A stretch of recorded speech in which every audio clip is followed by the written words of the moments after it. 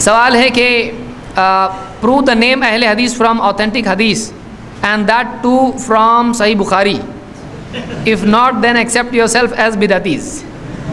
یہ سوال ہے کہ بہت غصے میں لکھا ہے, ٹائپ ایسا کیا ہے,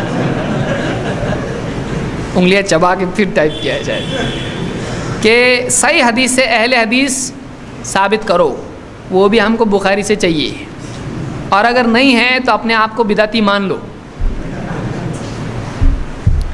تو ہم ان سے یہ کہیں گے کہ آپ پہلے یہ بتاؤ کہ اللہ کے نبی صلی اللہ علیہ وسلم نے کہا ہو کہ صرف بخاری سے ہی دلیل لینا چاہیے, اگر یہ حدیث میں ہم کو بتاؤ, وہ بھی ہم کو بخاری میں چاہیے, قرآن میں چاہیے. اللہ نے کہا ہو کہ بخاری ہی سے دلیل لاؤ, اگر نہیں تو اپنے آپ کو بدعتی مان لو. ایسا کوئی بھی کر سکتا ہے.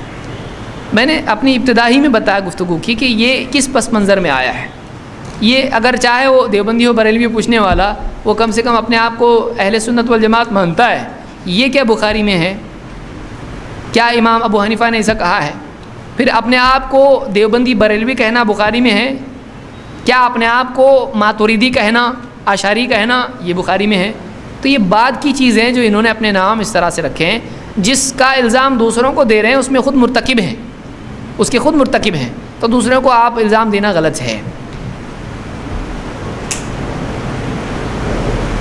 یہ ایک اجتہادی معاملہ ہے کہ بعد کے دور میں اس طرح کے معاملات پیدا ہوئے تو سلف نے اپنے لیے یہ لقب اختیار کیا. میں امام البخاری کا حوالہ دے چکا ہوں, امام احمد کا حوالہ دے چکا ہوں.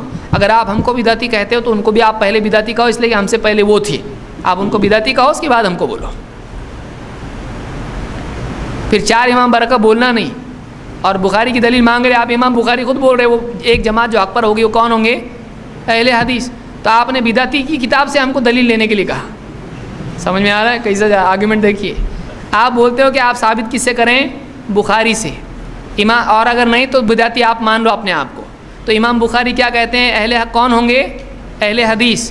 تو اگر وہ اہل حدیث بولتے ہیں تو کیا ہو گئے؟ بدعتی. ان کی کتاب, بدعتی کی کتاب سے آپ دلیل دینے کے لیے بول رہے ہیں ہم کو, جو آپ کے نزدیک بدعتی ہے. تو اگر انہوں نے اہل حدیث اپنے آپ کو مان لیا ہے تو ان کی کتاب میں اگر نہ بھی ہو تو آپ مانو اس کو. تھوڑا سوچیں گے تو سمجھ میں آئے گا میں کیا بولا ہوں.